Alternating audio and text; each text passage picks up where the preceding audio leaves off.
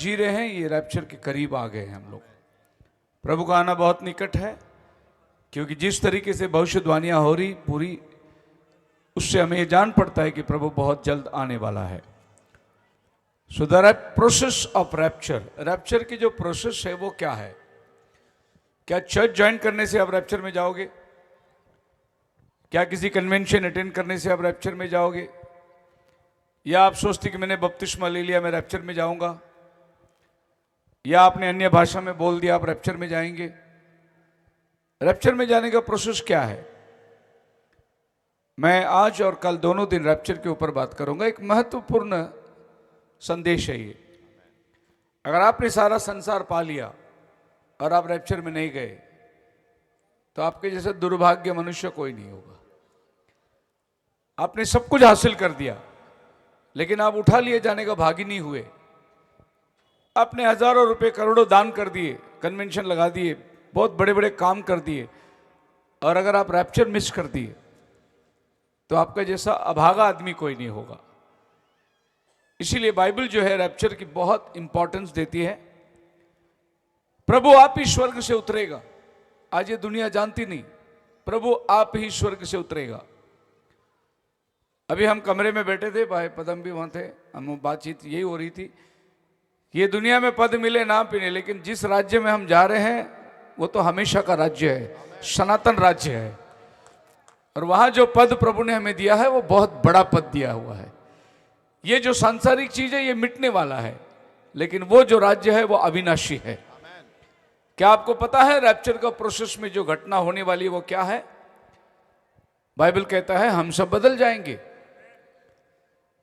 जब रैप्चर में हम उठा लिए जाएंगे, ना कोई बूढ़ा होगा, ना कोई जवान, ना कोई बच्चा होगा, हम सब एक समान होंगे। कल्पनिक नहीं कर सकते कि रैप्चर ऐसा कैसा है, और बहुत लोग रैप्चर को मानते भी नहीं। आजकल की जो सभाएं होती है, बड़ी बड़ी सभाएं होती है जहां लाखों लोग बैठे, 1 लाख 2 लाख 3 लाख, बहुत लोग, बड़े बड़े प्रॉफिट लोग स्टेज में प्रचार कर रहे हैं। वो सिर्फ लोगों को इतना ही बता रहे हैं कि तेल लो, पानी लो, आशीर्वाद लो, गाड़ी घोड़ा बंगला, यही बात कर रहे हैं। कहीं पर भी रैप्चर की बात नहीं हो रही है। प्रभु आने वाला है, आपको जाना है, आप तैयार है क्या, ये बात कहीं नहीं हो रही है। आप सुन के देखिए टेलीवेंजलिस्ट लोगों के पास सिर्फ शरीर की जो जरूरत है, चंगाई जरूरत है, आपको आशीष की जरूरत है, बरकत चाहिए, काम धंधे अच्छे चलने चाहिए, गाड़ी घोड़ा घर लेना है, बैंक बैलेंस होना है, इन्हीं बातों के ऊपर जोर दिया जा रहा है। पर ये सब चीज तो मिटने वाली है। पौल कहता है कि अगर हम दुनियावी चीज के लिए प्रभु के पास आते हैं तो हमारे जैसा अभागा कोई नहीं है। हम प्रभु के पास आए, इस दुनिया के लिए नहीं आए, हम प्रभु के पास आए उस दुनिया के लिए। ये संसार तो हमें छोड़ना है, कोई स्थायी है नहीं। सो आज हम लोग रैप्चर के कई एक बातें आपके सामने रखूंगा। ऑलमोस्ट 9:30 हो चुका है। अगर मैं 1 घंटा भी प्रचार करूंगा तो 10:30 होगी। आप 10:30 तक बैठेंगे मेरे साथ में? तो मैं टाइम में बहुत पक्का हूं, क्योंकि अक्सर पास्टर लोग को एक बहुत बड़ी कमजोरी यही होती है कि वो शुरू करना जानते, खत्म करना नहीं जानते। ये पास्टर लोग की सबसे बड़ी कमजोरी है। लेकिन मैं ये कमजोरी के ऊपर जय पाया। मैं शुरू भी टाइम से करता हूं, खत्म भी टाइम से करता हूं। कभी कभी मुझे लोग बोलते हैं कि शादियों में अक्सर ऐसा होता है। एक बार दिल्ली में एक शादी थी, मैंने पढ़ना था, नहीं मैंने प्रचार करना था, और वहाँ लोकल पास्टर शादी पढ़ने वाले थे और हम लड़के वाले थे, और लड़की वाली के चर्च में शादी थी। पर हमको अपने होटल से निकलकर वहाँ पहुँचने के लिए लड़कों के साथ में 1 घंटा लेट हो गया। तो जो शादी 6 बजे थी वो शादी हम 7 साढ़े 7 बजे पहुँचे। तो मामला बड़ा गर्म था, क्योंकि उधर जो शादी के माहौल थे सब बिगड़ गए। क्योंकि और वो लोग जो है 6 बजे की शादी, वो 5 बजे आके बैठे हैं वो लोग, और हम लोग 7:30 बजे जा रहे हैं। अब जो मेरे साथ थे उन्होंने बोले पास्टर जी आपको प्रचार मिलेगा क्या, मालूम नहीं। मैं बोला चलेगा, कोई बात नहीं, मिला तो ठीक है, नहीं मिला तो भी चलेगा। तो जब हम गए तो सब वहाँ सबके चेहरे देखने लायक था। ये टाइम है क्या, इतना टाइम हो गया, पर ट्रैफिक में फंस गया। वो पाशु जी मेरे पास आए, बोले आप कितने टाइम लेंगे प्रचार करने? मैं बोला आप जो टाइम देंगे वही टाइम पे प्रचार करूंगा, आप कितना टाइम देंगे? बोले आधा घंटा। मैं बोला आधा घंटा की जरूरत नहीं, 20 मिनट बहुत हो गया, 20 मिनट में कर दूंगा प्रचार।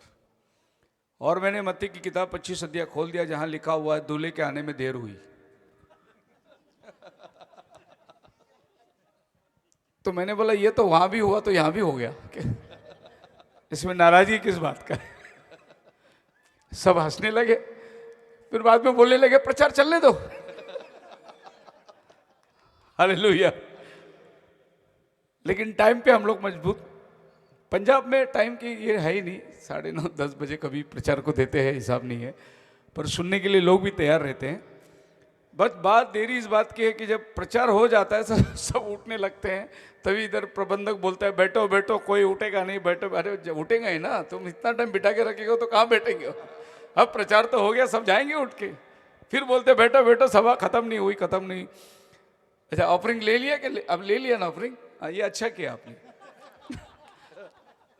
नहीं तो फिर प्रचार के बाद में बैठाओगे, आंखें बंद कराओगे, उसके बाद में दान पेटी डालेंगे, फिर तो जितना प्रचार ने जोश में प्रचार किया वो सब उड़ गया उसके दिमाग से। अब पैसे ढूंढ रहे हैं और डाल रहे हैं और फिर बैठे।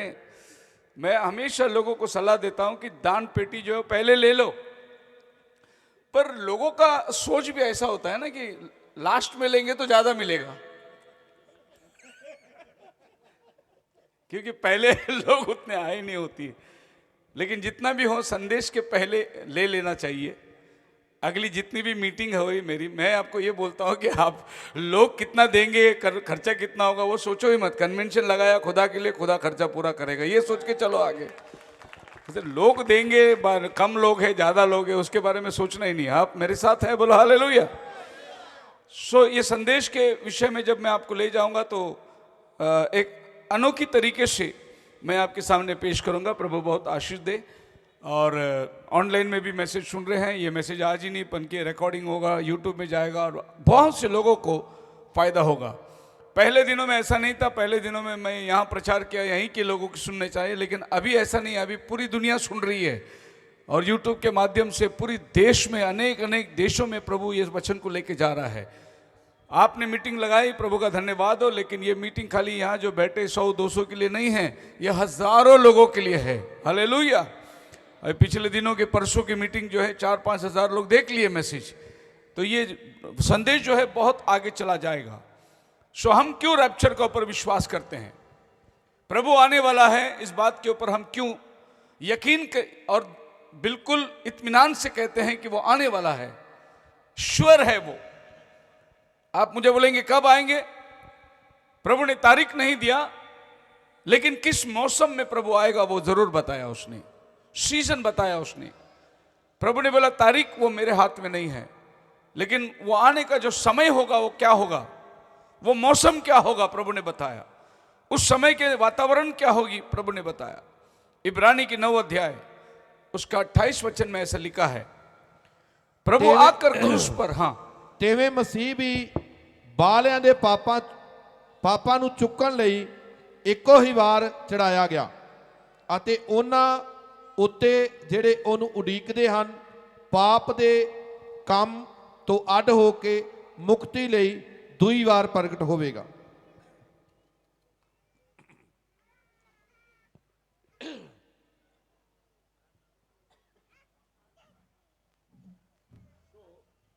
कितने विश्वास करते हैं कि यीशु क्रूस पर मारा गया? आमीन, हालेलुया, हालेलुया।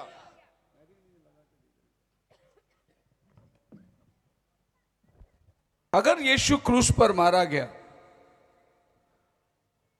और उसने अपनी कीमत चुकाई, पापियों के लिए वो बलिदान हुआ, खून देकर तुम खरीदे हुए हैं।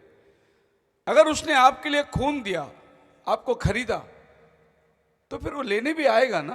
आमीन। आपको यूं थोड़ी छोड़ने वाला है। फिर उसने खून क्यों दिया? फिर इतना तकलीफ उसने उठाया क्यों?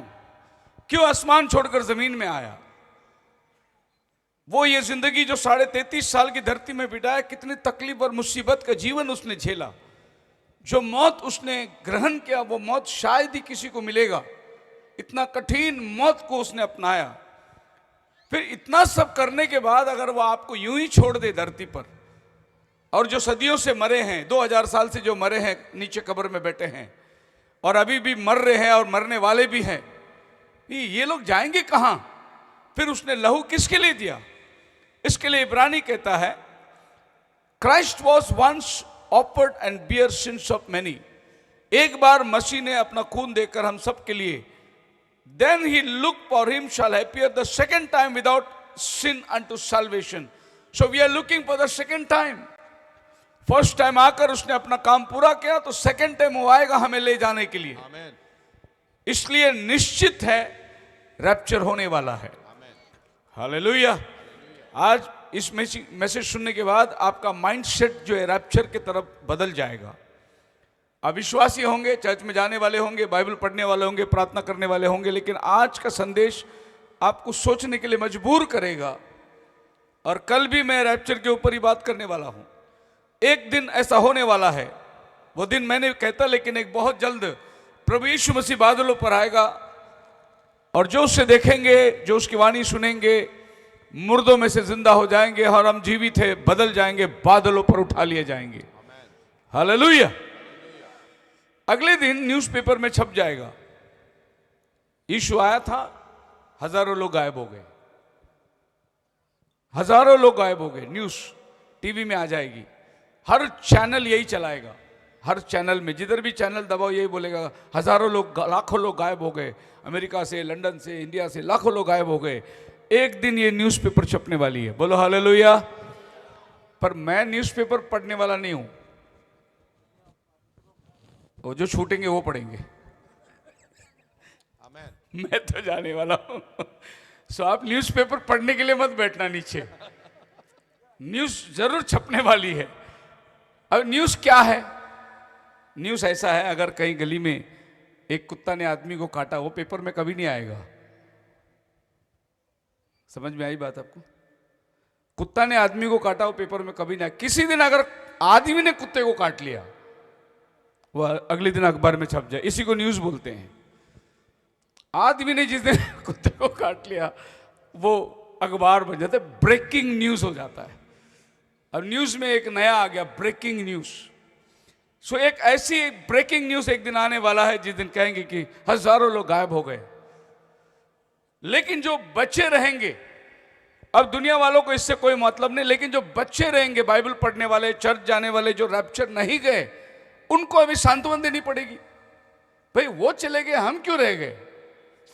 सो वो सब अपने पादरी साहब के पास जाएंगे। हम तो हर संडे चर्च को आते थे, दान अर्पण देते थे। अभी पेपर में तो आया बहुत लोग गायब हो गए, मतलब रैप्चर हुआ, पर हम नहीं गए।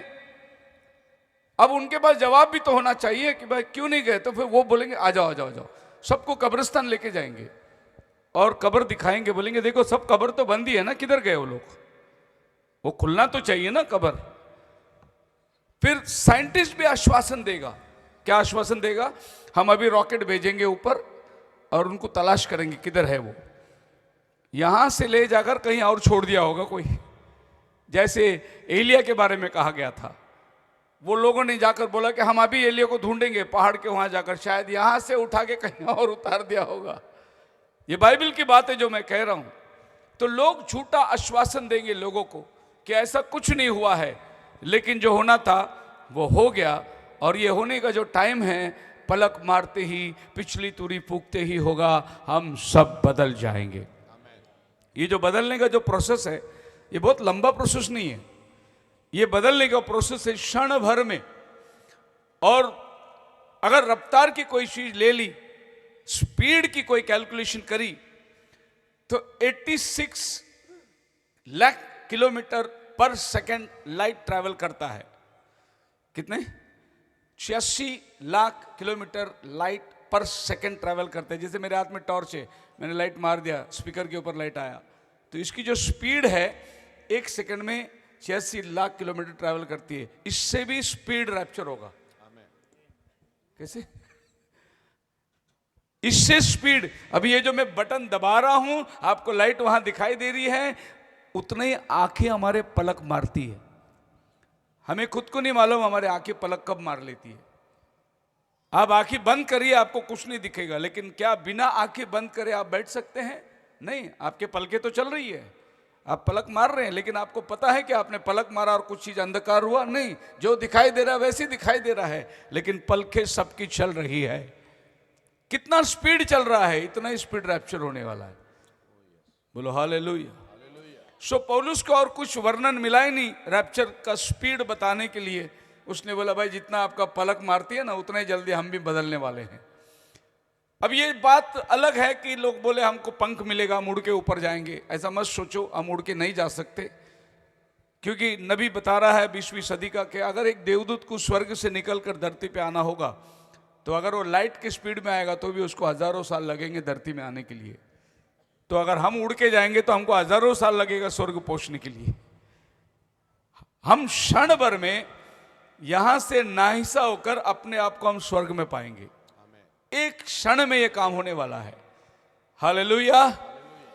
और एक बहुत बड़ा एक परिवर्तन होगा कि हजारों लोग निकल के चले जा रहे हैं और ये पकड़ नहीं पाएंगे, इसको रोक नहीं पाएंगे। एक बड़ी घटना होगी। उसके बाद एक बहुत बड़ा चाउस रहेगा, जिसको हम लोग बोलते हैं कि मान लो एक आदमी बिलीवर है, गाड़ी चला के जा रहा है घर से, उसकी फैमिली उसमें बैठी है और रैप्चर हो गया, तो ड्राइवर जो कार चला रहा था वो चला गया। फिर कार कहां जाएगी? किसी और को जाके ठोकेगी।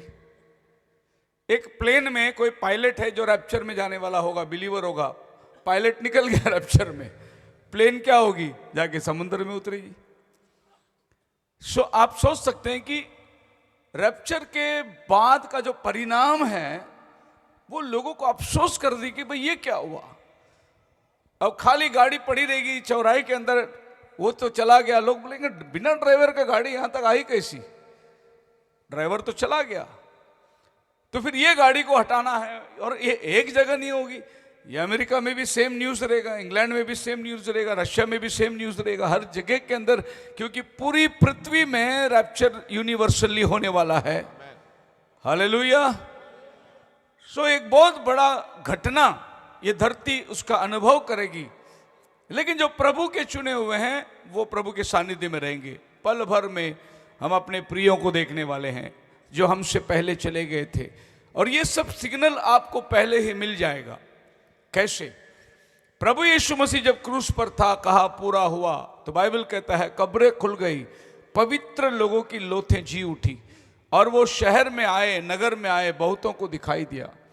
इसका मतलब ये हुआ कि वो लोग प्रभु यीशु मसीह के साथ 40 दिन तक ये धरती पे रहे। कितने दिन तक? 40 दिन। यीशु के साथ वो भी घूमते रहे। अब्राहम, सारा, याकूब, ईसाक, ये जो भी लोग मर गए थे, यीशु मसीह जब क्रूस पे कहा पूरा हुआ, कब्रें खुल गई, मंदिर का पर्दा ऊपर से नीचे फट के दुभाग हो गया और ये पवित्र लोगों की लोथें जी उठी और लोग इनको देख के पहचानने लगे, क्योंकि बहुत से लोगों ने उनको देखा। कौन देखा उनको? जो पवित्र लोग हैं वो ही लोग पवित्र लोगों को देखने पाए, दुनिया वाले नहीं देखेंगे। मतलब ये है कि अचानक ये रैप्चर की जो पुनरुत्थान, रैप्चर बाइबल कहती है पहला मुर्दे जी उठेंगे, उसके बाद हम जो जीवित बचे रहेंगे बदल जाएंगे। सो हमारा बदलने के लिए मुर्दों का पहला जी उठना जरूरी है, उसके बाद हम बदल जाएंगे।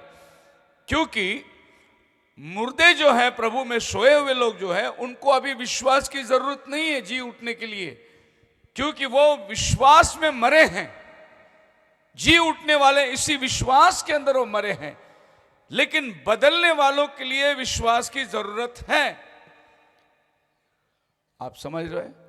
हमारे लिए विश्वास की जरूरत है, क्योंकि हम अभी तक पक्के नहीं हुए। तो ऐसा होगा, जो हम में से पहले प्रभु में सोए हैं वो जी उठेंगे और अचानक एक दिन अपने घर आ जाएंगे वो लोग। Praise the Lord. मान लो, मैं जानता हूं ब्रदर एंथोनी, इनकी मम्मी को जब मैंने बपतिस्मा दिया तब वो 80 साल की थी, 80 ईयर्स ओल्ड। उसको उठा के ले जाके टंकी में बपतिस्मा दिया गया था, एक हौद में। तो जब इन लोग बपतिस्मा लेने के लिए तैयार हुए तो वो भी बोली मैं भी लेनी चाहती हूँ बपतिस्मा। सो प्रभु में बपतिस्मा लेके वो सोई है, वो उठेंगे, जी उठेगी। जब वो जी उठेंगे और एक दिन आप नाश्ता करते रहेंगे, सवेरे आ जाएगी वो घर पे। और जब आप लोग देखें, बोले अरे मम्मी आप, तो मम्मी बोलेगी पुनरुत्थान हो गया है, रिजरेक्शन हो चुका है। तो आप बोलेंगे अच्छा पुनरुत्थान हो गया, फिर उसका अगला काम क्या है? पहले मुर्दे जी उठेंगे, फिर हम जो जीवित बचे रहेंगे बदल जाएंगे। तो वो 40 दिन वो लोग घर में रहेंगे अपने साथ। ये हमारा पड़ोसी नहीं देखेगा, लेकिन हम देखेंगे, क्योंकि हम जाने वाले लोग हैं। पवित्र लोग पवित्र लोगों को देखेंगे। तो फिर आप समझ जाना कि अगर आ गया, समझो आपकी मम्मी कल उठ के आ गया, आप बोलेंगे सब राजीनामा, कल से कोई पॉलिटिक्स नहीं, कोई पार्टी नहीं, कहीं नहीं जाने वाला हूं, सब लोग प्रार्थना में बैठ जाओ, पुनरुत्थान हो गया है, अभी हम बदलने वाले हैं। बोलो हालेलुया। तभी रैप्चरिंग फेथ आने वाला है। वरना अभी पास्टर बोल रहा है, प्रचार कितना साल से बोलते आ रहे, कितने लोग बोलते आ रहे, कुछ हुआ थोड़ी है, यही अभी भी सोच रहेगा। आज मीटिंग के बाद भी आपका सोच तो यही होगा। कल फिर आपको काम पे जाना है सवेरे। आज का मैसेज सुन के आप ये नहीं सोच के बैठेंगे कि चलो सब छोड़ देंगे, अभी हो गया रैप्चर का संदेश बहुत, नहीं। कल आप जाने वाले काम पे, बच्चे कल स्कूल में जाने वाले हैं। लेकिन जिस दिन पुनरुत्थान होगा उस दिन कोई भी किधर भी नहीं जाएगा, सब बंद कर देगा, क्योंकि उसकी 40 दिन के दरमियान हम सब बदलने वाले लोग होंगे। बोलो hallelujah. So the process of rapture की जो टाइम अवधि है ये बिल्कुल पक्का है। कलीसिया यहां से शुरुआत हुई जहां प्रभु यीशु मसीह क्रूस पर अपना जान दिया, पुनरुत्थान व तीसरे दिन मुर्दों में से जी उठा और प्रभु उठा लिया गया। उसके बाद ये जो समय है, ये समय के अंदर कलीसिया उठा ली जाएगी। जब कलीसिया यहां उठा ली जाएगी तो ये वापस कलीसिया धरती में आने के पहले 7 साल का समय ये धरती में हो रहा है। ये 7 साल महासंकट काल का टाइम होगा। प्रकाशित वाक्य 11वां अध्याय में ये 7 साल का जिक्र है और 2 नबी आकर उसको प्रचार करेंगे। पहला जिक्र है 42 महीना और दूसरा जिक्र है 1260 दिन। ये दोनों जिक्र आप बाइबल में पढ़ सकते हैं। तो कलीसिया उठा ली जाने के बाद ये 7 साल बीतेंगे और ये 7 साल कलीसिया कहाँ रहेगी? बादलों पर प्रभु के साथ रहेगी। हालेलुया। उसके बाद ये संकट काल सब बीतने के बाद प्रभु नीचे उतर कर आएगा अपने संतों को लेकर। जब वो प्रभु ये संतों को लेकर नीचे आएगा, यहां 1000 साल राज्य शुरू होता है। 1000 साल प्रभु यीशु मसीह के साथ ये धरती पे हम राज्य करने वाले हैं। ये 1000 साल राज्य जब खत्म होगा, उस समय शैतान बांध कर गड्ढे में डाल दिया जो वो खुल जाएगा और सफेद सिंहासन की न्याय होगी। सो यहां पर हर एक शख्स अपना हिसाब देने के लिए खड़ा होगा। सो जो रैप्चर में गया वो तो कलीसिया है, केवल इनका न्याय नहीं होगा, बाकी जितने धरती के नीचे आ रहे हैं ये सब यहाँ उठ के खड़े हो जाएंगे। ये आपका प्रकाशित वाक्य 20वां अध्याय उसका 12 वचन में लिखा है, समंदर ने मरे हुओं को दे दिया, धरती ने मरे हुओं को दे दिया और सब सफेद सिंहासन के सामने क्या बड़े क्या छोटे खड़े हुए हैं। लेकिन आप और हम नहीं खड़े रहेंगे, क्योंकि हम लोग रैप्चर में चले गए हैं। रोमियो की किताब 8वां अध्याय उसका पहला वचन पढ़ के देखिए। बाइबल कहता है, अब जो मसीह में है उन पर दंड की आज्ञा नहीं है। हम लोग मौत को पार करके जीवन में चले गए हैं। बोलो हालेलुया। सो आज जो मसीह में है वो न्याय आसन के सामने नहीं खड़ा रहेगा। आज जो मसीह के अंदर विश्वास किया है वो ये सिंहासन के सामने नहीं खड़ा रहेगा, क्योंकि वो ऑलमोस्ट उद्धार पा चुका है और वो चला गया है उस अयाम के अंदर जब मौत की, शरीर की, मरण की सारा कोई असर उस पर नहीं होगा। सो जब हम लोग रैप्चर की बात करते हैं, टाइमिंग ऑफ रैप्चर, कलीसिया के अंदर जो यहां पर है, मैंने कहता है सब कलीसिया जाएगी, सिर्फ प्रभु यीशु मसीह का दुल्हन जाएगी। उस कलीसिया के अंदर कोई चुना हुआ होगा जिसने सुसमाचार पर विश्वास किया, प्रभु के आगमन का इंतजार किया, वो उठकर चले जाने वाला है।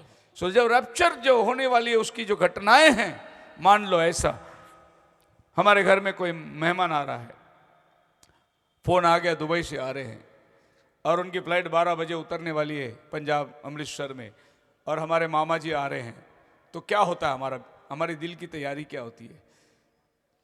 जैसे जैसे कोई रिक्शा आया तो पर्दा हटा के देखेंगे मामा आया क्या, है नहीं? जैसे भी कोई गाड़ी भुर्र करके गई उठेगा, अरे मामा आया क्या, देखेंगे।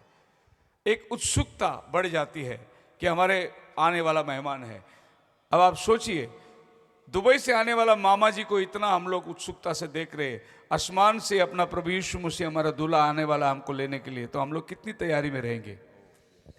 अब हमारे घर की सब मरम्मत होती है, साफ सफाई होती है, चादर बदलते, तकिया बदल देते, खाना नया नया पकवान बन जाएगा। मामा को जो पसंद है वो चीज़ बनाने लगेंगे क्योंकि मामा आ रहे हैं। अगर एक दुनियावी मामा के लिए इतनी तैयारी आप कर रहे हैं, हमारा प्रभु यीशु मसीह आएगा तो कितनी तैयारी होनी चाहिए हमारे जीवन के अंदर। हालेलुया। हमें ये पंजाब आने के लिए बॉम्बे से हमको कम से कम 1 महीने पहले टिकट रिजर्वेशन करना पड़ता है। उसके बाद में हमको गाड़ी में क्या खाएंगे, क्या लेंगे, डब्बा लेना पड़ता है, पानी लेना पड़ता है, वहाँ कन्वेंशन में कितने कपड़े पहनेंगे वो लेना पड़ता है। ये सब तैयारी, महीने भर से तैयारी चलता है सिर्फ पंजाब आने के लिए। और हम लोग जो जाने हैं वो देश तो हमेशा की ज़िंदगी है, कितनी तैयारी करनी पड़ेगी भाई, क्या क्या चलता है वहाँ पर, कैसे कैसे वहाँ का वातावरण है। आप मेरे साथ हैं? हालेलुया। ज़्यादा बोझा नहीं लेना। हम लोग कभी कभी ज़्यादा बोझा ले लेते, इसके लिए बाइबल बोलता है रैप्चर में जाने वाला बिल्कुल हल्का रहना ज़रूरी है। एक मरतबा ऐसा हुआ था, यहाँ से पंजाब से हम लोग ने देखे कि शेंग बहुत अच्छा मिला। शेंग बोलते, शेंगदाना, ग्राउंडनट, शेंगदाना बोलते आप लोग। 50 रुपये किलो में कुछ मिल गया यहाँ पर। तो मेरी मिसेस बोली ले लेंगे 2-4 किलो में, बोले ले लो। तो 4 किलो ले लिए, 200 रुपये दे दिए। यहाँ पर एयरपोर्ट में गए, वजन बढ़ गया, उधर 1 किलो का 2000 रुपये फाइन लगाया। तो 200 रुपये के शेंगदाने मेरे को 2000 में पड़ गए। मैं बोला नहीं लिया होता तो बॉम्बे में जाके लेते, भले 100 रुपये किलो लेते तो भी परोड़ता। बात समझ में आ रही है? तो पंजाब वाले भी बहुत देते, लेके जा भाई, लेके नहीं जा सकते, इसका दुगना दंड हमें एयरपोर्ट में भरना पड़ता है। सो बहुत सारी चीज में छोड़ के जाना पड़ता है। सो जब हम रैप्चर में जाएंगे तो क्या क्या चीज अपने साथ लेके जाएंगे, क्या क्या तैयारी हम अपने साथ करने वाले हैं। सो प्रभु के आगमन के विषय में 2 बातें आपको बताना चाहता हूं। पहली बात, प्रभु का आना जो है वो सीक्रेट होगा। जो हम कहते हैं प्रभु का दूसरा आगमन, दूसरा आगमन, दूसरा आगमन हमारे लिए नहीं है। दूसरा आगमन, प्रभु ये दुनिया में आने वाला है न्याय करने के लिए, वो दूसरा आगमन है। फिर पहला आगमन प्रभु आकर क्रूस पर बलिदान हुआ, ये उसका पहला आगमन है। हमें जो लेने के लिए आने वाला है वो प्रभु का दूसरा आगमन नहीं, वो दूसरे आगमन के पहले वो गुप्त रूप से आने वाला है अपने दुल्हन को ले जाने के लिए। इसका कोई ऐलान नहीं होगा। पहले थिस्सलुनीकियों 4:17 में लिखा हुआ है, प्रभु आप ही स्वर्ग से उतरेगा, ललकार होगी, प्रधान दूत का शब्द सुनाई देगा। अब ललकार और प्रधान दूत का शब्द सुनाई देगी। जो मसीह में सोए हैं वो जी उठेंगे और हम जो जीवित है बदल जाएंगे। ये वाला आगमन अलग है। और प्रभु का जो दूसरा आगमन है वो आप पढ़ सकते हैं, प्रकटीकरण 1 अध्याय उसका 7-8 वचन के अंदर वो दूसरा आगमन पढ़ सकते हैं। हर एक आंख उसे देखेगी, जिन्होंने उसे भेदा था वे भी उसे देखेंगे, छाती पीट कर रोएंगे। यह है प्रभु का दूसरा आगमन। पर जिस आगमन की मैं बात कर रहा हूं वो प्रभु का दूसरा आगमन नहीं है। वो प्रभु दुल्हा बन के आ रहा है अपने दुल्हन को ले जाने के लिए। अभी एक गांव में शादी है, वहां पर बैंड बज रहा है। पड़ोस के गांव वाले को मालूम नहीं उधर एक्चुअली क्या चल रहा है। उसको नहीं, वो बोलेगा बर्थडे होता रहेगा या और कोई कार्यक्रम होता रहेगा, शादी है करके उसको नहीं मालूम। लेकिन जो गांव के लोग हैं उनको मालूम है क्या हो रही है, यहां पर शादी हो रही है। वैसे जो जाने वाले हैं उनको मालूम है तुरी कब बज रही है, तुरी कैसी बज रही है, तुरी क्या है। लेकिन जो नहीं जाने वाले हैं उनको नहीं मालूम कुछ भी। लेकिन जब प्रभु दूसरी बार आने वाला है तो सारी दुनिया उसको देखेगी। वचन कहता है जिन्होंने उसे बेधा था, जिन्होंने उसे मारा था, वे भी देखेंगे और छाती पीट के रोएंगे। क्यों छाती पीट के रोएंगे? क्योंकि हाय, इसको तो हमने क्रूस पर मार दिया, इसको तो हमने धिक्कारा। अब ये क्या करने वाला है करके रोएंगे, लेकिन उसकी जो सीक्रेट कमिंग है उस समय लोग रोएंगे नहीं, लोग आनंद से जाएंगे। बताओ कौन सा दुल्हन अपने पति के घर में जाने के लिए रोएगी? वो तो खुशी से जाएगी। आज मेरे यार की शादी है, अब शादी में बड़ा आनंद से जाने वाले हैं, तुरी बजने वाली है, आसमान से वाणी आने वाली है, फरिश्ते नीचे उतर कर आने वाले हैं। सो ये शादी की जो रचना है आप पढ़ सकते हैं। प्रभु यीशु मसीह अपना राज्य को कहीं एक बार शादी के साथ में तुलना किया है। मत्ती 25 में क्या डाला प्रभु ने? 10 कुंवारी है, 5 शाने 5 मूर्ख, रात को आधी रात दूल्हा आने वाला है, आधी रात को धूम मची, 5 चले गए 5 रह गए। प्रभु का आने के बारे में प्रभु ने एक शादी का उपमा दिया। फिर प्रभु ने बोला परमेश्वर का राज्य ऐसा है कि 2 आदमी अंदर बैठे थे शादी में जिनके पास वस्त्र नहीं था। स्वामी ने आके पूछा तुम बिना वस्त्र का कैसे आ गए अंदर? अच्छा, उन दिनों में क्या था कि शादी में जो भी आते थे उनको शादी का एक अलग पोशाक था। जैसे पगड़ी पिना दिया, पंजाब में हो सकता है पगड़ी पिनाते, महाराष्ट्र में भी पगड़ी पिनाते हैं। शादी में आने वाले लोग को एक कलर के सबको पगड़ी पिनाए, एक जैसा पगड़ी। वैसे उन दिनों में शादी आने के लिए मंडप के दरवाजे में एक पोशाक दिया जाता था शादी का, वो शादी का पोशाक पहन कर अंदर आना था। लेकिन 2 आदमी अंदर बैठे हैं जिनके पास शादी का पोशाक नहीं है। जब उनसे पूछा गया वो जवाब नहीं दे सके, बोले इनके हाथ पैर बांधकर बाहर फेंक दो अंधकार में। अंधकार नरक को दर्शाता है। मतलब 2 आदमी अंदर बैठे थे जिनके पास कपड़े नहीं थे। आप समझ सकते हैं कि ये बिना कपड़े वाले जो अंदर आके बैठे हैं, बोले ये कपड़े की बात नहीं कर रहे, शादी का कपड़ा नहीं पहन के बैठा है। सो वहां भी प्रभु ने शादी के बारे में। फिर प्रभु यीशु मसीह ने अपना पहला चमत्कार जो किया ये धरती में आकर, वो एक शादी में जाकर 6 घड़े में पानी भर के उसको दाखरस बना के पहला चमत्कार उसने शादी से शुरू किया। बोलो हालेलुया। फिर वो ये दुनिया का खात्मा भी प्रकटीकरण 19वां अध्याय के शादी के बाद में ये दुनिया का खात्मा कर रहा है। 20वां अध्याय में दुनिया खात्मा हो रही है। तो उसने अपनी सेवकाई शुरू शादी से किया। आदम और हवा का शादी उसने पहले लगाया और ये पृथ्वी की शुरुआत हुई, पहला शादी। दूसरा शादी जब आदम बिगड़ गया उसके उद्धार के लिए वो इंसान बन के आया, शादी में पहला चमत्कार करके उद्धार का काम शुरू किया। और वही खुदा आखिरी शादी लगाकर दुनिया का तबाह करने वाला है। आप मेरे साथ है? हालेलुया। सो यहूदी शादी के मुताबिक प्रभु काम करने वाला है। अब यहूदियों की शादी में कैसे होता है? जैसे यहां पर लड़की वालों को दहेज देना पड़ता है, लेकिन यहूदियों में लड़के वाले को दहेज देना पड़ता है। यह यहूदियों की शादी है। अभी आप देखेंगे तो लड़के एक्चुअली वही सही है। लड़की को लेने के पहले लड़की का कीमत देना पड़ता है, तभी उसको लेके जा सकता है। क्योंकि उस बाप ने उस लड़की को पालन पोषण करके पढ़ा लिखा के, जितना उसका बाप ने खर्चा किया लड़की के लिए, उतना खर्चा दूल्हे के घर वाले देते और लड़की को लेके जाते। हमारा इधर का पद्धति उल्टा है। इधर बाप ने बेचारा सब कुछ करके लड़की को पाल पोष के बड़ा करके शादी का दिन घर गाड़ी बेच के और भी दहेज देना पड़ता है। लेकिन ये इजराइल में ऐसा नहीं है। इजराइल में जो शादी के लिए लेने को आते वो दहेज दे के जाते। बोलो हालेलुया। सो आपको मालूम है प्रभु यीशु मसीह ने आके आपके और मेरे लिए दहेज दे दिया, अपना खून दे दिया क्रूस पर। तो ये प्रभु यीशु मसीह यहूदी शादी के मुताबिक अपने दुल्हन के साथ वार्ताहत रखता है। दूसरी बात यहूदी शादी के अंदर एक होती है। मत्ती 24वां अध्याय 36 वचन में प्रभु को पूछा गया, प्रभु आप कब आएंगे? प्रभु ने बोला ये बात मेरे हाथ में नहीं है। तो एक यहूदी दूल्हा ऐसा ही कह के जाता है कि मैं आऊँगा, पर तारीख मेरे पास नहीं है, मेरा पिता जानता है, फरिश्ते भी नहीं जानते। प्रभु यीशु मसीह ने वही शब्द कहा जो एक यहूदी दूल्हा कहता है कि वो मेरे पिता के हाथ में है। अब पिता जाकर उसके लिए एक अलग कमरा बनाएगा और उसकी तैयारी करेगा। तो यूहन्ना 14 में प्रभु यीशु मसीह ने क्या कहा? मैं जा रहा हूं तुम्हारे लिए घर बनाने के लिए, मैं फिर से आऊंगा, तुम्हें ले जाऊंगा, जहां मैं रहूं वहां तुम भी रहोगे। ये एक दुल्हा अपने दुल्हन से कहता है इजराइल के अंदर कि मैं जा रहा हूं तुम्हारे लिए घर बनाने के बाद मैं फिर से आऊंगा, तुम्हें ले जाऊंगा। तो जब घर बनता है तभी शादी की तारीख दी जाती है, उसके पहले शादी की तारीख नहीं दी जाती। बोलो हालेलुया। इसके लिए प्रभु यीशु मसीह धरती में था, तभी लोग तारीख मांग रहे थे उससे। और मैं समझता हूं कि अगर ये हमारे तारीख की जैसी होती तो गड़बड़ हो जाता। अगर ऐसा होता कि दिसंबर 30 तारीख को 2024 में मैं आने वाला हूं, प्रभु ने बोल दिया होता, तो क्या होता? दिसंबर 29 के रात को 12 बजे तक दारू पीते हम, क्योंकि 30 को प्रभु आ रहा है, और रात को 12 बजे पश्चाताप करके बपतिस्मा लेके तैयार होके बैठ जाते, कल प्रभु आने वाला है।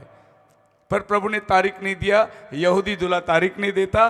तारीख तुम्हें इंतजार में बैठना है कि घर कब तैयार हो जाएगा। आज तैयार हो जाएगा, कल तैयार हो जाएगा। जैसे ही घर तैयार हो जाएगा वो आ जाएगा आपको लेने के लिए। आप मेरे साथ हैं? चौथी चीज यहूदी लोग की शादी की ऐसी बात है कि दूल्हा जब दुल्हन को लेने के लिए आता है शादी की तारीख में, वो गांव में नहीं आता, वो गांव के बाहर खड़ा रहता है और दुल्हन को यहां से उठा के ले जाकर उसके रथ में बिठाते हैं। और आप देखिए, पहली बार जब दूल्हा आया था घर में आके बात करके गया, पैसा दे के गया, रकम दे के गया। लेकिन दूसरी बार जब वो लड़की को लेने आता है, वो गांव के अंदर नहीं आता, वो गांव के बाहर खड़ा रहता है। लड़की को उठा के ले जाते, उसके रथ में बिठाते और लड़की को लेके जाता है। अब दूसरी बार प्रभु यीशु हमारा दूल्हा आने वाला है, वो हमारे घर में नहीं आने वाला है। इसके लिए प्रभु ने बोला, कोई अगर कहे यीशु इधर है, यीशु उधर है, तो मत जाना, क्योंकि वो अभी दरवाजे में नहीं आने वाला है, वो आपके घर में नहीं आने वाला है। मेरा बाइबल बोलता है वो बादलों पर आने वाला है। और बाइबल क्या कहती है? हम उठा लिए जाएंगे। हालेलुया। यानी हमें उठाया जाएगा उसके रथ में बैठने के लिए। उसके बाद पांचवी चीज क्या होती है? वो जाके शादी के मैदान में या शादी के हॉल में जाके बैठते हैं। सो जब दुल्हन उठा ली जाएगी, वो जाकर शादी के मंडप में बैठेगी। वो शादी का मंडप 200-400 लोग का बुकिंग नहीं रहेगा, लाखों लोगों की बुकिंग। पूरी पृथ्वी में से लोग उस शादी में आए हैं। हालेलुया। और हमें बताने की जरूरत नहीं कौन क्या है। वहां आदम भी मिलेगा हमें, वहां इसहाक भी मिलेगा, वहां इब्राहिम भी मिलेगा हमें। हमारे महाराष्ट्र में एक गाना है, मराठी गाना, बहुत अच्छा गाना है, हम लोग संडे स्कूल में गाते थे बचपन में। पेत्र पण तेथे असणार, कोंबडा तर तेथे नसणार। पीटर वहां रहेगा लेकिन कोंबड़ी वहां नहीं रहेगी। समझ में आई आपकी? जिस कोंबड़ी ने रात को बांग दिया था ना 3 बार, पतरस को जताया था, पतरस रहेगा लेकिन कोंबड़ा नहीं रहेगा वहां पर। मूसा तरते थे असनार, काटी तरते थे नसनार। मोजेस रहेगा लेकिन मोजेस की लाठी नहीं रहेगी उधर। जिस लाठी से मोजेस ने चिन्ह चमत्कार किया, वो लाठी उधर नहीं रहेगी। तो आपको समझ में आता होगा कौन जाने वाला है वहां, कौन वहां रहने वाला है। और मिलो दूर तक ये मेज लगी होगी और हर आदमी, हर शख्स आपस में एक में को जानेंगे। बाइबल कहता है आनंदित और मगन हो जाओ, मेमने का ब्याह पहुंचा है, उसकी पत्नी ने अपने आप को तैयार कर लिया है। जब पौलुस एक कलीसिया के बारे में खत लिखता है, पढ़िए 2 कोरिन्थियों की किताब, उसका 11वां अध्याय। आज की परिस्थिति है धरती में, कलीसिया कैसी होनी चाहिए, पौलुस कलीसिया को कैसा दर्शाता है। 2 कोरिन्थियन 11वां अध्याय 2 वचन। ਤੁਹਾਡੇ ਲਈ ਮੇਰੀ ਅਣਖ ਪਰਮੇਸ਼ਵਰ ਜਿਹੀ ਅਣਖ ਹੈ, ਇਸ ਲਈ ਜੋ ਮੈਂ ਇੱਕੋ ਹੀ ਪਤੀ ਨਾਲ ਤੁਹਾਡੀ ਕੁੜਮਾਈ ਕੀਤੀ ਪਈ। मैंने तेरी बात एक पुरुष के साथ लगाई है। कुरिन्थियों की कलीसिया को पौल कहता है कि मैंने तुम्हारी बात एक पुरुष के साथ लगाई है, मतलब तुम्हारी सगाई करी है मैंने, शादी होने वाला है। तो जिस दिन आप प्रभु यीशु मसीह को ग्रहण करते हैं, उद्धार पाते हैं, किसी कलीसिया के सदस्य में रहते हैं, उस कलीसिया को बाइबल बोलता है मैंने तुम्हारी सगाई लगाई है। तो याद रखना, जितने लोगों का बपतिस्मा हुआ है, बोलिए कितने लोगों का बपतिस्मा हुआ है, आपकी सगाई हो चुकी है। सगाई होने वाले का मतलब यह है कि शादी तो पक्का है। सगाई के दिन ही शादी पक्की है। तो प्रभु यीशु मसीह ने आपके साथ सगाई करके गया, ऐसा पौल कहता है मैंने तुम्हारी बात एक पुरुष के साथ लगाई है। अब अगली बात, जब शादी में होने के तो 7 साल, मतलब यहूदियों के दिन में 7 दिन तक दूल्हा अपनी दुल्हन को कमरे में लेके जाता है, जो नया कमरा उसके लिए बना था, और वो अपने आप को बाहर के दुनिया को नहीं बताते, अपने चेहरे नहीं बताते। 7 दिन तक वो गुपित रहते हैं। और ये 7 दिन आपको मालूम है, 7 वर्ष प्रभु यीशु के साथ उसकी दुल्हन ऊपर रहेगी, दुनिया नहीं देखेगी उसको। और 7 दिन के बाद वो लोग बाहर निकल के आते हैं दुनिया के सामने। वैसे ही प्रकटीकरण 19वां अध्याय में प्रभु यीशु मसीह अपने दुल्हन के साथ ऊपर से नीचे आ रहा है, सफेद घोड़े में सवार है, उसके पीछे उसकी सेना आ रही है, और प्रभु यीशु मसीह बादलों पर आ रहा है। यह है प्रभु का दूसरा आमद। इसके साथ पूरी स्वर्ग की सेना श्वेत घोड़े पर सवार है। यह धरती पर, जो कि युद्ध के दरमियान ये धरती की सफाई होगी, और प्रभु यीशु मसीह का सत्ता ये धरती में आ गया। उसके बाद ये धरती में कोई गवर्नमेंट नहीं रहेगी, कोई प्रेसिडेंट नहीं रहेगा, कोई प्राइम मिनिस्टर रहेगा। यीशु मसीह ही राजाओं का राजा रहेगा ये धरती पर, और उसकी दुल्हन उसके साथ रहेगी। बोलो हालेलुया। यह है रैप्चर का कुछ प्रोसेस। अभी मैं इसको हासिल कैसा करना है, पुराने नियम से एक घटनाओं को बताऊंगा, और इसके ऊपर हम लोग मनन करेंगे। 2 राजा 2 अध्याय उसका 1 और 2 वचन पढ़िए। ਤਾਂ ਐਉਂ ਹੋਇਆ ਭਈ ਜਦ ਯਹੋਵਾ ਏਲੀਆ ਨੂੰ ਇੱਕ ਵਾਵਰੋਲੇ ਵਿੱਚ ਆਕਾਸ਼ ਨੂੰ ਚੁੱਕਣ ਵਾਲਾ ਸੀ। अभी ये पुराना नियम का एक रैप्चर है, और ये पुराना नियम के रैप्चर में क्या क्या हुई थी वो बातें मैं आपके सामने रखूंगा।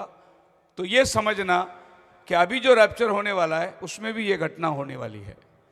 तो ये एक उदाहरण है कि पुराना नियम में रैप्चर क्या क्या हुआ था, पुराना नियम की घटनाएं रैप्चर के प्रति क्या है। देखो पहला वचन में बाइबल क्या कहता है, एलिया उठा लिया जाने वाला था।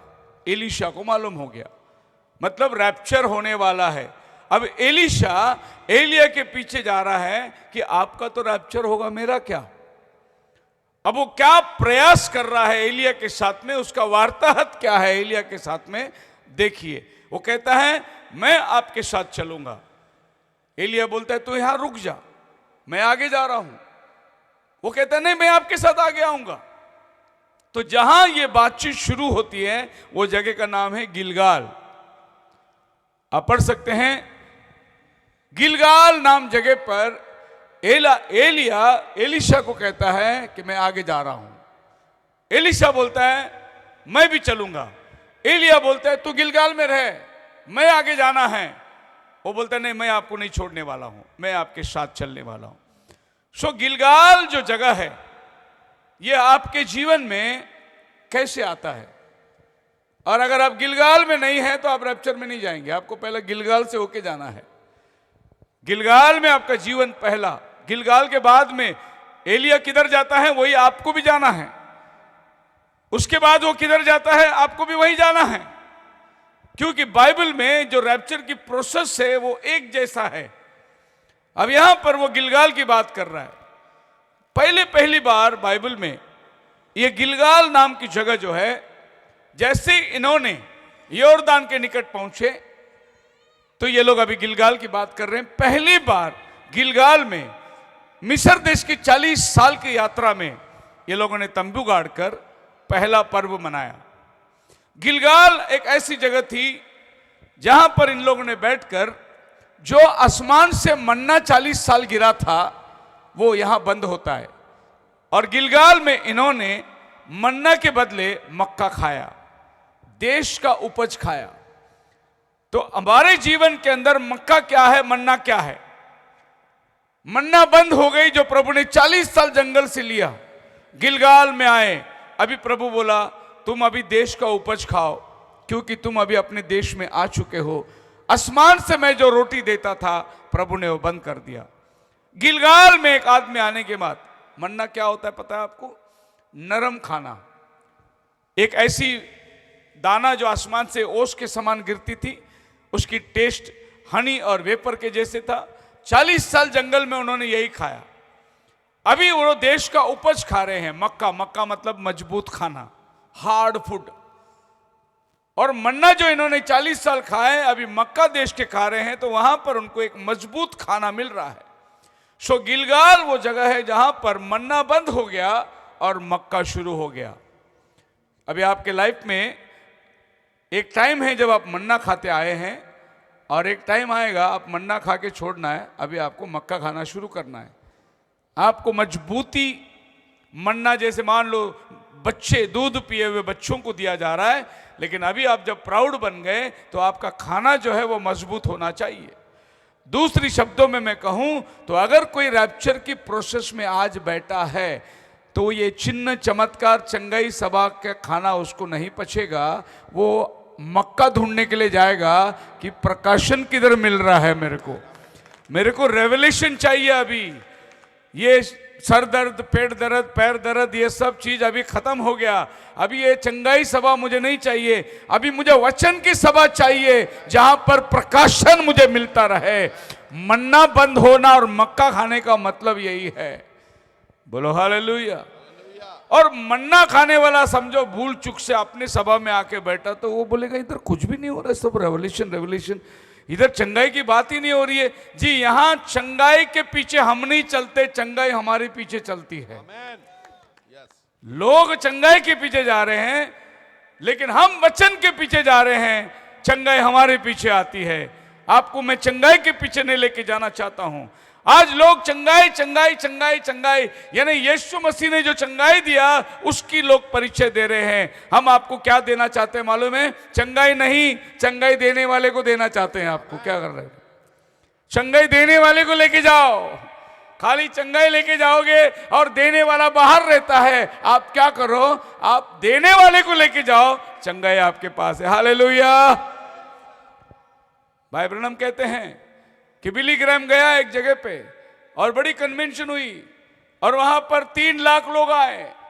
उसके बाद में बहुत जबरदस्त रिवाइवल हुई। 1 महीने के बाद वही जगह में गए, 30 विश्वासी लोग भी नहीं थे उधर। कितने? 3 लाख लोग आए थे कन्वेंशन में, लेकिन उधर 30 भी विश्वासी नहीं थे। लेकिन भाई ब्रनम बोलते जब ये संदेश जाता है, हालेलुया, उधर अगर 1 लाख लोग आए, पूरी 1 लाख लोग विश्वास में पाए जाएंगे आपको। अभी यीशु मसीह अपने साथ में 5000 की भीड़ लेके चल रहा है। उनके बीवी बच्चे मिला के 12,000 के ऊपर जा रहा है। लेकिन ये 5000 लोगों को प्रभु 3 साल मच्छी रोटी खिला खिला के एक जगह में ला के प्रभु ने बोला अभी मच्छी रोटी बंद, जो मेरा मांस खाएगा उसके अंदर जीवन होगा, जो मेरा लहू पिएगा उसके अंदर जीवन होगा। तो क्या हुआ? जो मच्छी रोटी के लिए आए थे वो सब चले गए वापस।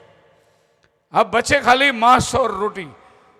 अब आप पढ़ेंगे यूहन्ना 6वां अध्याय 66 वचन के अंदर, जो मच्छी रोटी के लिए आए थे वो सब पीछे मुड़ गए, बोले अभी बंद हो गया सब। और बड़ा प्यारा वचन में वो आता है, यूहन्ना 6वें अध्याय। ਇਸ ਗੱਲ ਤੋਂ ਉਹਦੇ ਚੇਲਿਆਂ ਵਿੱਚੋਂ ਬਹੁਤੇ ਪਿਛਾਹਾਂ ਨੂੰ ਫਿਰ ਗਏ। हाँ जी। ਅਤੇ ਮੁੜ ਉਹਦੇ ਨਾਲ ਨਾ ਚੱਲੇ। उसके आगे उसके साथ नहीं चले। क्यों? मन्ना रोटी बंद हो गया, मच्छी बंद हो गया। अब मच्छी रोटी बंद हो गया तो बोले अभी क्या चलना है इसके आगे। लेकिन प्रभु ने अपने चेलों को पूछा तुम्हें भी जाना है क्या? पतरस ने बोला कहां जाएंगे प्रभु, जीवन की बातें तो आपके पास है। तो वो जो लोग रुके थे ना, वो वचन के लिए रुके थे। मच्छी रोटी लेने वाले चले गए, बोले अभी इसके आगे हमारी सेवा नहीं। लेकिन जो जीवन के लिए रुके थे वो जीवन की बातें, हालेलुया। और आज आप जो रुके हैं, जीवन की बातों के लिए रुके हैं आप। मच्छी रोटी तो उस दिन चाहिए था मेरे को जिस दिन मैं विश्वास में नया नया आया था। अगर जिंदगी भर सर दर्द के लिए मैं चर्च को जाऊं तो मेरा उपयोग क्या है? मेरी उन्नति कहां हुई? आज रात आपने अगर खाना उल्टा खा लिया, कल पेट दर्द होगा आपको। अब वो पेट दर्द के लिए अगर मैं चंगाई सभा में जाऊंगा तो मेरा उद्धार और मेरा पेट दर्द, ये दोनों में जमीन आसमान का अंतर है। मैं सिर्फ मेरी शारीरिक लाभ के लिए जा रहा हूं। अब जो लोग इतने भीड़ में आ रहे हैं सब चंगाई के लिए, सो मन्ना छोड़कर मक्का खाने वाले लोग बन जाओ आप। ये रैप्चर का पहला प्रोसेस है। मन्ना बंद करके मक्का खाने वाला बन जाओ। अब यहां पर मक्का की बात करेंगे तो लोग सर के ऊपर से वचन चले जाएगा, अरे समझ में नहीं आया। और जब बात समझ में नहीं आई तो बोलते संदेश बहुत गहरा था, बोलते गहरा था इसके लिए समझ में नहीं आया। तो समझाने वाला भी बोल देता है, मैं जो बात आज बोलने वाला हूं तुमको समझेगा नहीं, ऐसा बोल देता हूं। जब वो बोल देता है तो सुनने वाले को समझ में आता ही नहीं। लेकिन मैं आपको बोलता हूं, मैं आया ही समझाने के लिए, फिर मैं कैसे बोलूं तुम नहीं समझोगे करके।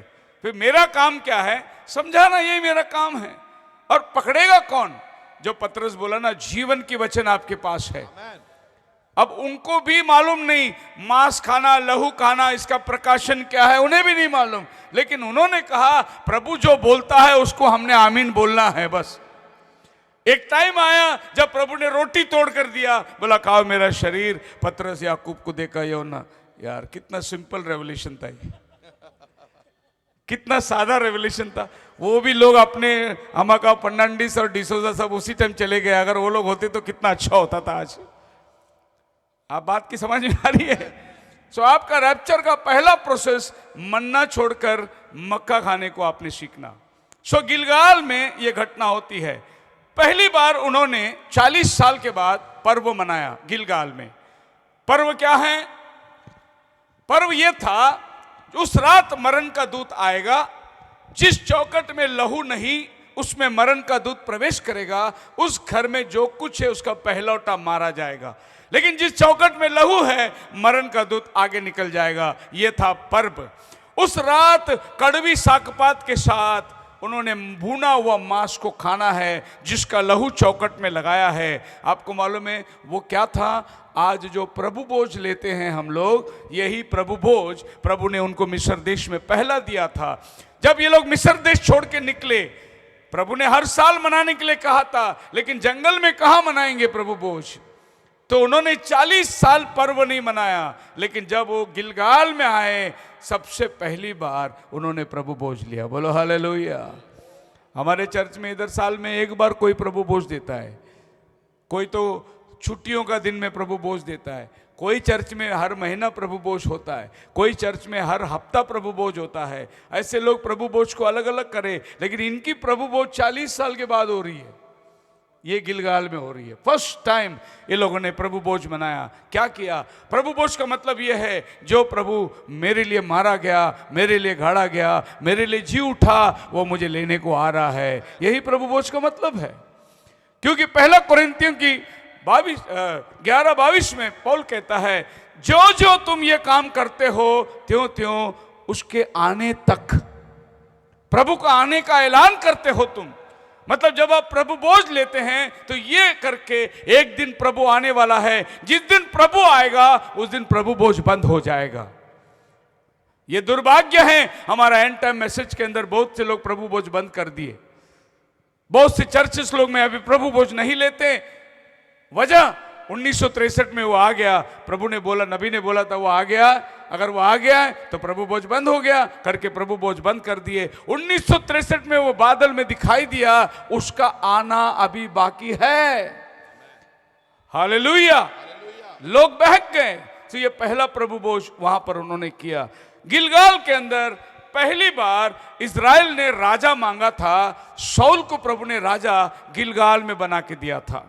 सो पहला शमूएल की किताब 10वां अध्याय में आप घर में जाके पढ़ सकते हैं। अभी तक इज़राइल में राजा नहीं था, पहली बार इज़राइल को राजा दे रहा है। लोगों ने बोला हमें राजा चाहिए, तो प्रभु ने गिलगाल में शाऊल को राजा बना के दिया था। अभी ये सब मैं बात इसलिए बता रहा हूं कि गिलगाल का मतलब शुरुआत, गिलगाल का मतलब बस आपका लाइफ शुरू हो रहा है। रैप्चर के लिए आपका पहला कदम जो है वो गिलगाल है। हर चीज के लिए आपका पहला कदम गिलगाल है। सो गिलगाल में आपने शुरुआत क्या किया? जैसे आपको प्रभु से परिचित हुई, आपने बाइबल पढ़ना शुरू किया, आपने प्रार्थना करना शुरू किया, आपने चर्च जाना शुरू किया, यह आपका गिलगाल था। हो सकता है यहां बैठे हुए लोग आज 20 साल से वचन में हैं, 25 साल से वचन में हैं, तो आपका गिलगाल 25 साल पहले आया था आपके लाइफ में। हो सकता है यहां पर बहुत से लोग हैं जिन्होंने अभी तक ये काम शुरू नहीं किया, उनका गिलगाल आज है यहां तैयार। जो आना चाहते हैं गिलगाल से अपना जीवन की शुरुआत शुरू कर दो, रैप्चर का शुरुआत कर दो। दूसरी चीज, एलिया आगे जा रहा था, तब एलीशा ने कहा मैं भी आता हूं। अब कब बार एलिया कहता है मैं बेथेल को जा रहा हूं। कहां जा रहा हूं? बेथेल। अब एलीशा बोल रहा मैं आपको नहीं छोड़ने वाला, मैं आपके साथ चलने वाला। अब ये दूसरा जगह में रैप्चर के पहले गिलगाल से बेथेल में आया। बेथेल क्या चीज को दर्शाता है? बेथेल शब्द इब्रानी भाषा के अंदर प्रभु का घर। सो एक आदमी जब एक गिलगाल से निकल के पास हो जाता है, उसको एक प्रभु का घर मिलता है। आपके लाइफ में एक प्रभु का घर होना जरूरी है, एक चर्च होना जरूरी है। यूं आप भटकते मत रहो। आप ही को मालूम नहीं आप कौन सी चर्च के सदस्य है। हम सब जगह जाते हैं। अगर सब जगह जाते हैं तो तुम्हारे साथ एक दिन ऐसा काम होगा, सब निकल जाएंगे, आप रह जाएंगे। हम सब जगह जाते हैं नहीं, आपके लाइफ में एक बेथेल होना बहुत जरूरी है। सो बेथेल नाम जगह में एक आदमी आया था, वो था अब्राहम।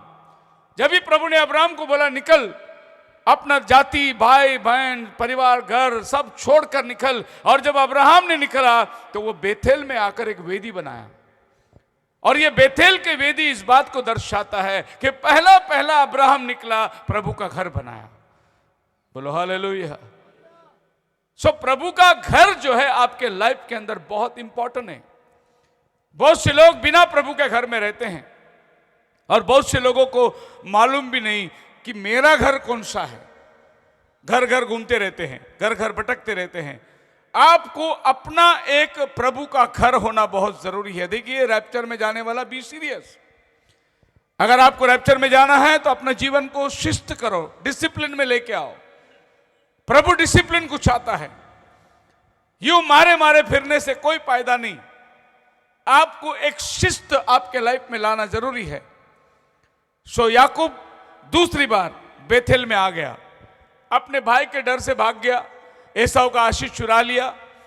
इसहाक उस समय में अंधा हो गया था। वो अपने बदन में बकरी के चमड़े लगाकर मैं बड़ा भाई हूं करके बोल के अपने बाप से आशीष ले ली। अभी भाई आएगा मारेगा उसको, तो उसका माँ ने बोला ये ले खाना, भाग जा अपने मामा जी के पास में। और याकूब अपना घर छोड़ के भाग रहा है। चलते चलते बेथेल नाम जगह पे आया, और एक पेड़ के तले एक पत्थर को सिराने में लेके सो गया। सोने के बाद आसमान खुल गई। उसने क्या देखा? एक सीढ़ी लगा हुआ है, आसमान से फरिश्ते ऊपर नीचे उतर रहे हैं। ये डर के उठ गया। इसका मतलब जो सीढ़ी से फरिश्ते उतर रहे जा रहे थे, वो सीढ़ी से खुदावन उतरकर याकूब को दर्शन दिया। ये उठ गया, बोला ये तो प्रभु का घर है। क्या है? मैं जिधर सोया था ये प्रभु का घर है। उसने वहां एक पत्थर खड़ा किया और उस पत्थर को आशीष करी। बोले ये बेथेल है। क्या है? बेथेल। जब मैं जाऊंगा और जब मैं लौटूंगा तो मेरी सारी संपत्ति जो कुछ खुदावन देगा, मैं यहां पर लाकर अपना दशवांश उसका दूंगा। ये उसने वायदा करके गया था। पास्टर लोग को मालूम है कितने लोग आके दुआ करके जाते, कनाडा जाते, जाने के बाद आते ही क्या दान देने के लिए, कहीं कहीं साल। हाँ, उधर बाद में आके बीवी बच्चे को भी लेके जाते उधर। लेकिन वो पास्टर को भूल जाते जिससे दुआ मांगी थी। तो याकूब भी भूल गया था एक्चुअली ससुर के पास जाके। उधर एक का जगह दो बीवी मिल गई उसको। दोनों बहनों को शादी किया, इसके 6 बच्चे उसके 6 बच्चे, 12 बच्चे हो गए। 12 बच्चे होने के बाद में बकरी भेड़ बकरी भी ससुर से ज्यादा हो गया इसका। चालाकी किया उसने, इधर बाप को फंसाया, उधर भी चालाकी किया, उधर ससुर को फंसाया, उधर भी चालाकी किया, और बचपन में अपने भाई को भी फंसाया उसने एक मसूर की दाल के लिए। ऐसे बहुत याकूब लोग आज चर्च में रहते हैं, सिर्फ फंसाने का धंधा करना उनका। इसको फंसा, उसको फंसा, उसको फंसा, चर्च का नाम खराब। तो ये आदमी उस सबको फंसा रहा है। और बाद में एक दिन सोया था, प्रभु आके उसको उठाया। याकूब क्या कर रहा है? उठ गया हो? क्या वायदा किया था बेथेल में? मेरा वायदे को भूल गया तू? ऐसे जितने लोग कनाडा में भूल के बैठे ना, एक दिन याद आएगा उनको, प्रभु उठाएगा उनको, फिर भाग के आएंगे, फोन करेंगे पास्टर जी दुआ करना मेरे लिए, बहुत आफत में फंसा हूं, मुसीबत में। जरूर मुसीबत में आएगा ही आएगा तू। प्रभु ने याकूब को उठाया, बोला कि भागता या नहीं, मैं मारूं तेरे को इधर अभी। उसने बिना ससुर जी को बोले बीवी बच्चे को लेके भाग रहा है वहां से। आधे रास्ते में आया, पता चला पीछे से ससुर और आदमियों को लेके आ रहा है इसको पकड़ के लिए। ये घबरा गया, बोला अब ससुर पकड़ेगा तो क्या करेगा? ससुर की संपत्ति लेके जाग रहा है वो। उस रात ससुर को प्रभु ने दर्शन दिया, खबरदार अगर याकूब को कुछ बोला तूने, उसको मैं लेके जा रहा हूं। ससुर जो मारने के लिए आया था बड़े गुस्से में, दूसरे दिन याकूब के पास, यार जाता तो बोल के जाता, मैं बैंड बजा बजा के बेचता तेरे को, तो ऐसे चुपके से क्यों भाग रहा है। लेकिन आने के टाइम उसका मनसा वो नहीं था, आने के टाइम मारने के लिए आया था। लेकिन रात को प्रभु ने बोला अगर कुछ याकूब को बोला मैं तेरे को इधर ही मारूंगा। उसने आके बोला नहीं भाई साहब, खुशी से जाता तो मैं तेरे को बैंड बजा के छोड़ता। और याकूब ने देखा परमेश्वर मेरे साथ है, बोलो हालेलुया। अब वो आगे जा रहा है, जाते जाते उसका भाई एसाव 400 लोगों को लेके आ रहा है उससे मिलने के लिए। अब याकूब आगे नौकर को भेज दिया, भेड़ बकरियों को भेज दिया, उसके बाद में 20 बच्चों को भेज दिया, और पीछे अकेला रह गया अपने भाई के डर से, क्योंकि बचपन में मसूर की दाल के लिए उसको धोखा दिया था। फिर बाप आशीर्वाद देने के टाइम पे उसको धोखा दिया। ये तो आ रहा है 400 आदमी लेके, चूमने के लिए थोड़ी आ रहा है, वो मेरी धुलाई करने के लिए आ रहा है। और ये रात को रुक गया। इतने में फरिश्ते दिखाई दिया, फरिश्ते को पकड़ लिया, बोला जब तक तू मुझे आशीर्वाद नहीं देता मैं तुझे छोड़ने वाला नहीं। पूरी रात वो लड़ता रहा फरिश्ते के साथ। सवेरे पाँव पटने के टाइम फरिश्ते ने कहा कि अब छोड़, मुझे जाना है। उसने बोला तू आशीर्वाद दे मुझे तभी मैं जाऊंगा। तो बोला तेरा नाम क्या है? याकूब। याकूब का मतलब अड़ंगेबाज, धोखेबाज। आज से मैं तेरे को इज़राइल बनाता हूं, तेरा नाम बदल देता हूं मैं, आज से तू राजकुमार होगा। हालेलुया। आज भी वो राजकुमारी है। पूरी दुनिया उसके तरफ में खड़े रह के बम फेंक रहे, वो अकेला बैठा हुआ है आराम से। राजकुमार है वो नहीं घबराता किसी से। यूएन वाले बुलाए, बोले अरे ये ईरान तेरे को मारेगा, वो मारेगा, मिस्र मारेगा, ये सब मुस्लिम देश घेरा हुआ है, तो अकेला क्या करेगा? वो बोलता मेरा खुदा मेरे साथ है। ये उसी वचन को लेके बोल रहा है वो, मेरा यहोवा मेरे साथ है। बोलो हालेलुया। और जब उसने आश्वासन दिया फिर वो याकूब को मिलने गया, मिली, दोस्ती हो गई। ये जो जगह था उसका नाम था बेथेल, और वो उसी जगह में गया जहां पत्थर खड़ा किया था। अब जाने के टाइम उसने उसका नाम बेथेल रखा था, अभी वो आकर उसका नाम रखता है एल बेथेल। क्या नाम रखा? El Bethel. El Bethel. जाने के टाइम बोला ये खुदा का घर है, आने के टाइम क्या बोला? एल, मेरा खुदा का घर है ये। हालेलुया। जाने के टाइम कौन खुदा करके गया था, वो आने के टाइम ये मेरा ही खुदा है करके उसने उसका नाम रखा, उसको तेल लगाया, अपना सारा दशवां वो प्रभु को अर्पित कर रहा है। आप मेरे साथ हैं? बेथेल का मतलब आपके लाइफ में एक ऐसा टाइम आएगा, अगर आपको रैप्चर में जाना है तो आपको बेथेल में आना है। और बेथेल में जो घटनाएं हुई वो घटना आपको अपने जीवन में करना है, तभी आप रैप्चर में जा सकते हैं। बोलो हालेलुया। सो बाइबल कहता है बेथेल का मतलब क्या है? पहला कोरिन्थियन 12 अध्याय 13 वचन में पौल कहता है कि हम सब का एक बपतिस्मा हुआ है एक ही आत्मा से। क्या यहूदी, क्या यूनानी, क्या दास, क्या गुलाम, क्या मालिक, हम सब लोग एक ही आत्मिक चट्टान से पिए हैं, एक ही आत्मिक जल पिए हैं। हम सब लोग एक हैं, क्योंकि ये बेथेल का मतलब प्रभु का घर, और प्रभु का घर का मतलब जब विश्वासी लोग एक होते हैं वही प्रभु का घर बन जाता है। वो ब्रिटिश लोगों ने बांध के रखे 200 साल पुराना चर्च, वो प्रभु का घर नहीं है, क्योंकि उसमें बैठने के लिए आदमी लोग ही नहीं है, अभी खाली पड़ा है वो सब। लेकिन जहां पर 4 विश्वासी एकत्रित होते हैं, प्रभु बोलता है मेरे नाम से जहां इकट्ठा हो मैं वहां पर हूं, तो वो प्रभु का घर बन जाता है। तो आपके लाइफ में बेथेल आना बहुत जरूरी है। फिर इस बेथेल के अंदर आपको 5 प्रकार की सेवा दिखाई देती है, और ये बेथेल का घर को आपको बनाए रखना बहुत जरूरी है। जैसे याकूब ने बेथेल में अपना दशमांश दिया, वैसे आपको भी अपना दशमांश देना जरूरी है। दशमांश नहीं देते हो तो रैप्चर में जाने की मत सोचो। आपको दशमांश देना है, क्योंकि बाइबल में उठा लिए जाने का दूसरा प्रोसेस है बेथेल, प्रभु का घर। प्रॉफिट हमारा ये बताता है, I work and paid my tithings right at the church.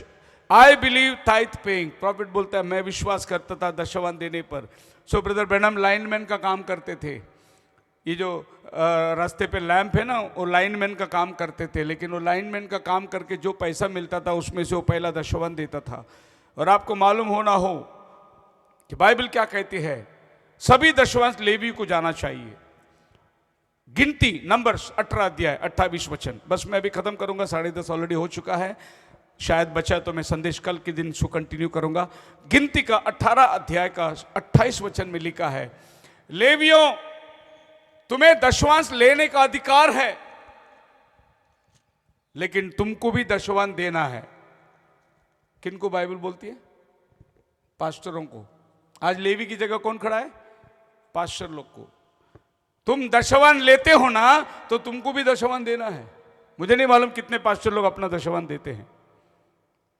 मैं मेरा दशवांश देता हूं। जो भी दशवांश मेरे को आता है उसमें का 10वां हिस्सा मैं निकाल के दूसरे सेवकों को मैं मदद करता हूं। मैं मेरा दशवांश प्रभु को देता हूं। लेवी लोगों को भी प्रभु ने बोला, तुम जो दशवांश लेते हो तुमने भी अपना दशवांश देना है। अब ये मैं नहीं बोलता हूं, बाइबल में वचन कहता है, जब आप अपना दशवांश दोगे तो प्रभु आपके दशवांश पे बरकत देगा। फिर आपको कोई कमी में, जैसा आप दुनिया को बोलते दशवांश दोगे तो कुछ कमी नहीं होगा, वैसे आपके जीवन में भी जब आप दशवांश दोगे आपको भी कोई कमी नहीं होगा। बोलो हालेलुया। सो विश्वासी ने भी देना है और जो दशवांश लेता है उसने भी देना है, क्योंकि बाइबल कहती है, पढ़िए इब्रानी की किताब 7 अध्याय उसका 9 वचन में, जब पौलुस मलकीसदेक के बारे में बात करते आता है, तो मलकीसदेक को अब्राहम ने सारा दशवांश दिया जो लोत को ले आने के समय में दिया था। अब बाइबल कहती है जो लेवी, पढ़िए आपकी भाषा में 7:9, इब्रानी 7:9।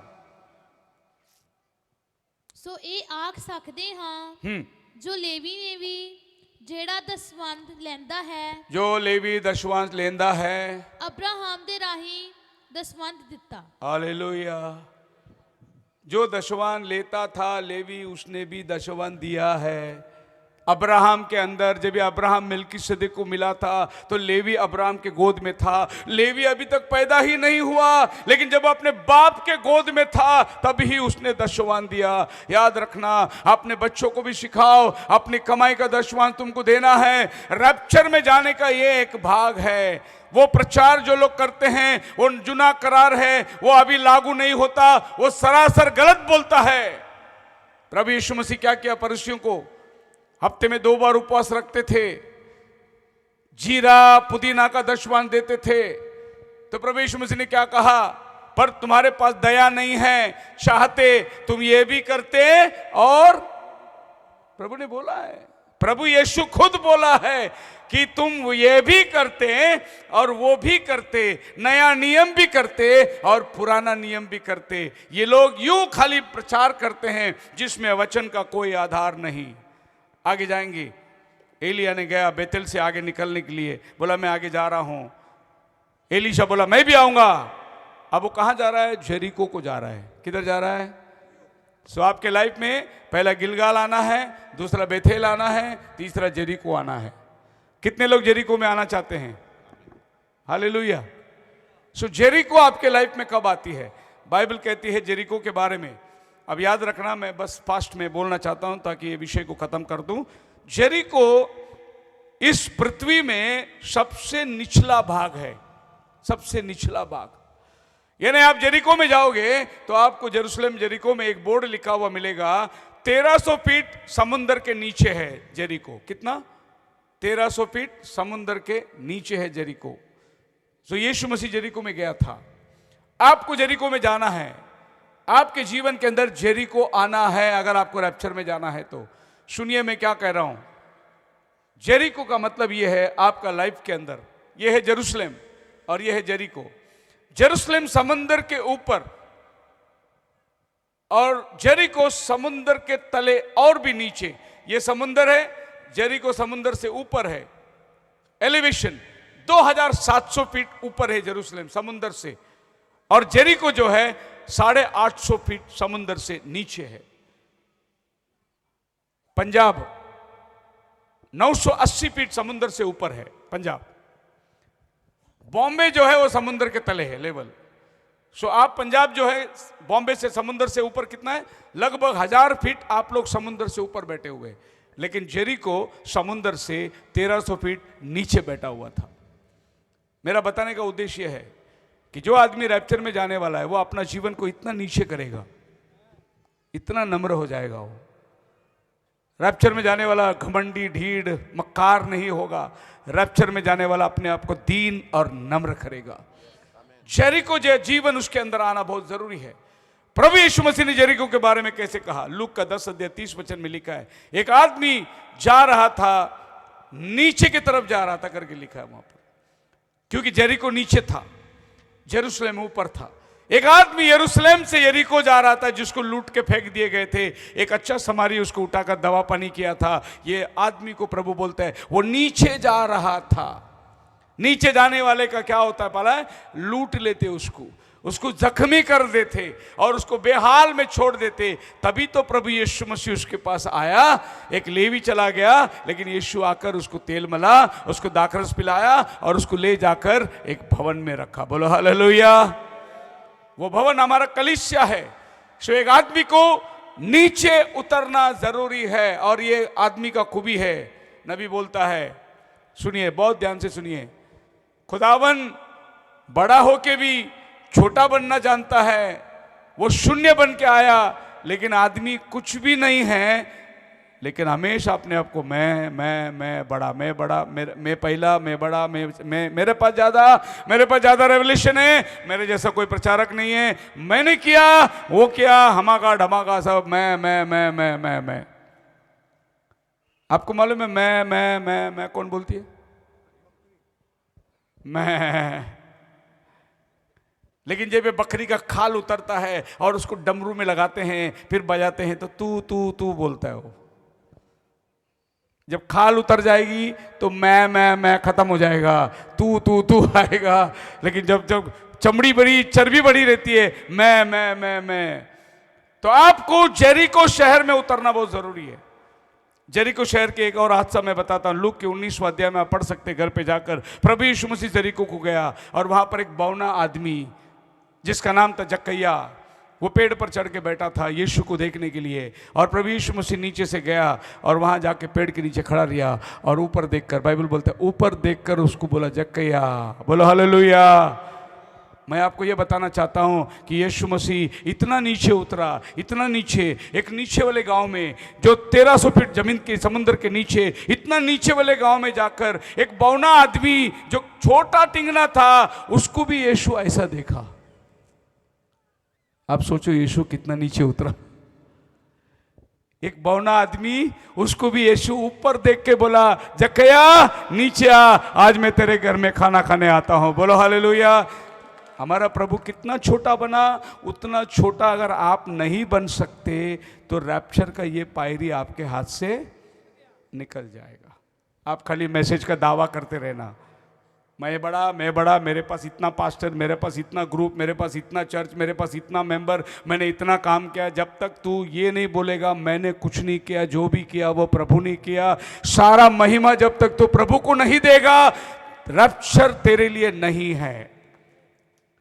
और यही जेरिको शहर को लेने के लिए जोशुआ खड़ा हो गया। बहुत बड़ा शहर है। जेरिको शहर की दीवार इस तरीके से उन्होंने बनाया था कि कोई उस पर चढ़ाई नहीं कर सकता, कोई उसको लूट नहीं सकता, इतना मजबूत दीवार से बना हुआ था। लेकिन प्रभु ने जोशुआ को बहुत आसान तरीका बताया, 7 दिन 7 बार घूमना, एक 7वां दिन 7 चक्कर मारना, तुरी बजाना, जेरिको शहर तेरे सामने उद्ध्वस्त हो जाएगा, एक पत्थर पर पत्थर भी नहीं रहेगा। आप मेरे साथ हैं? बोलो हालेलुया।